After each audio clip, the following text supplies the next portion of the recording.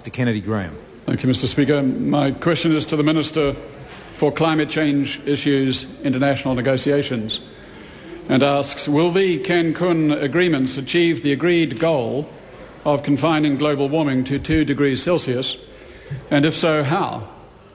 The Honourable Bill English. Mr. Speaker, on behalf of the Minister, the Cancun Agreements set a goal for long-term temperature stabilisation, confining global warming below 2 degrees Celsius. As a result of the Cancun Agreements, for the first time we now have actions to reduce emissions by all major emitters brought under the UN system. Without that breakthrough, any climate deal would be ineffective. So the Cancun Agreements have got the United Nations climate negotiations back on track. Parliamentary. Dr. Kennedy Graham. Accepting that Cancun Agreements are obviously long-term in nature, does he nonetheless agree with the independent analysis by scientists at the Potsdam Institute for Climate Impacts Research that the emissions reductions agreed to at Cancun will probably result in 3.2 degrees Celsius warming? The Honourable Bill English. Well, Mr. Speaker, I haven't actually seen that analysis, which the member may be surprised to know. But there's all sorts of estimates by scientists of large increases in sea levels, large increases in temperature, small drops in temperature. What we do know is that these agreements made at Cancun do involve all major emitters, and that is a necessary precondition for any progress at all. Dr. Kennedy Graham.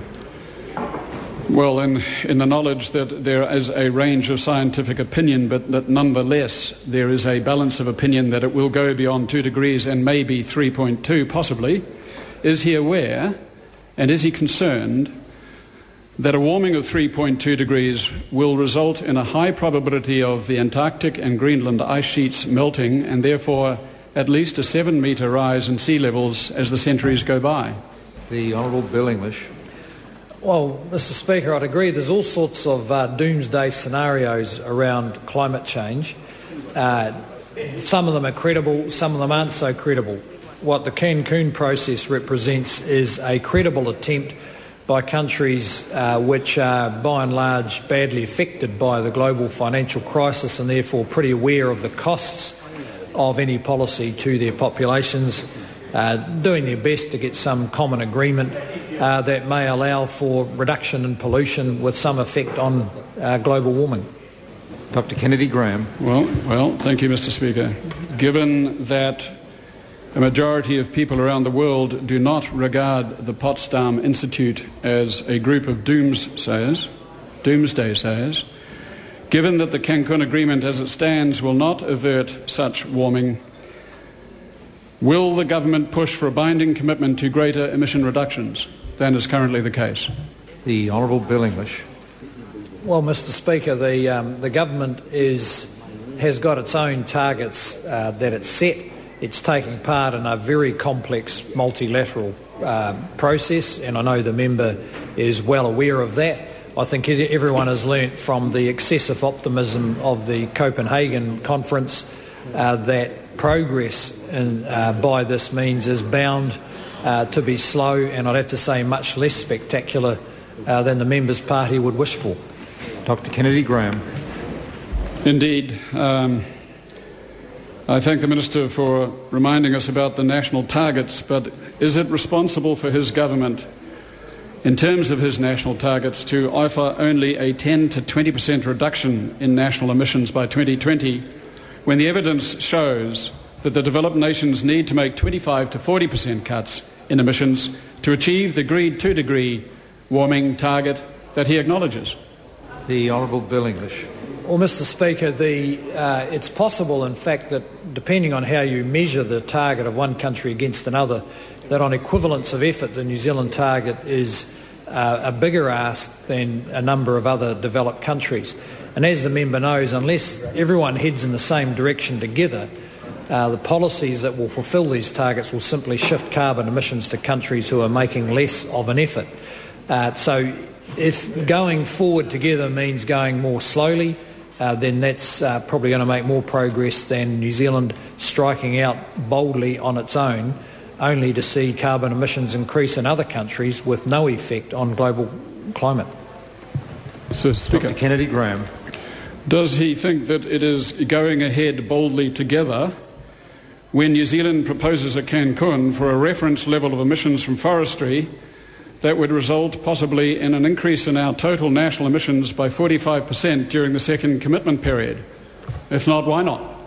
The Honourable Bill English. Well, Mr. Speaker, New Zealand has taken a responsible negotiating position, including on forestry, which reflects what we believe is the right balance of our own economic interests and the global interest in managing climate change. This process has a long way to go, but we make no apology for taking a balanced position reflecting our economic interests.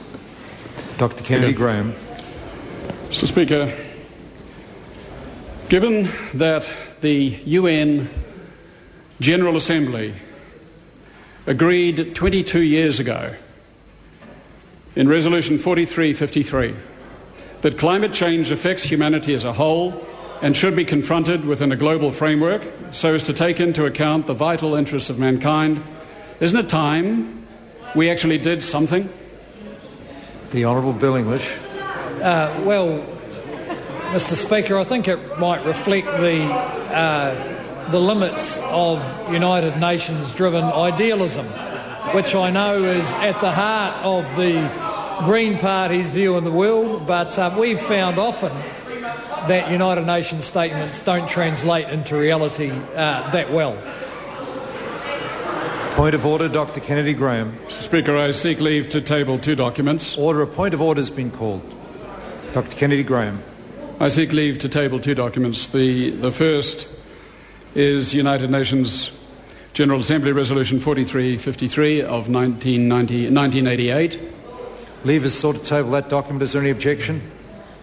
And the second document is a briefing paper dated 11 December, published jointly by the Climate Analytics, Potsdam Institute for Climate Impact Research, and ECOFIS, which points out the likely probability of the degrees of global warming that the Minister said he had not seen. Leave is sought to table that document. Is there any objection? Did I hear objection? Yes, there is objection. John Boscawen. Supplementary, Mr. Speaker, to the Minister. Order. I've called John Boscawen. Given the slow progress internationally shown in Cancun and the global financial crisis, will the government agree to the ACT Party's request to put on hold the doubling of fuel and electricity price increases and the inclusion of agriculture in the emissions trading scheme?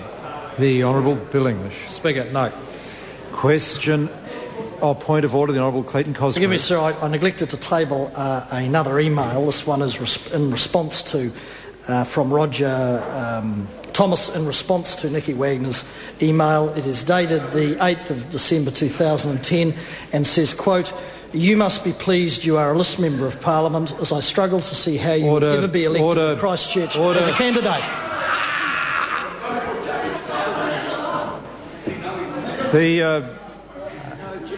What's interesting here is the member has used the point of order process to seek leave to table a document to read out an email. I guess it's possible to do that, but it's hardly in the spirit of the process of seeking leave to table a document. However, leave is sought to table a document that would not otherwise be available. Is there any objection to that course of action? There is objection. Question number 6, Dr. Paul Hutchison.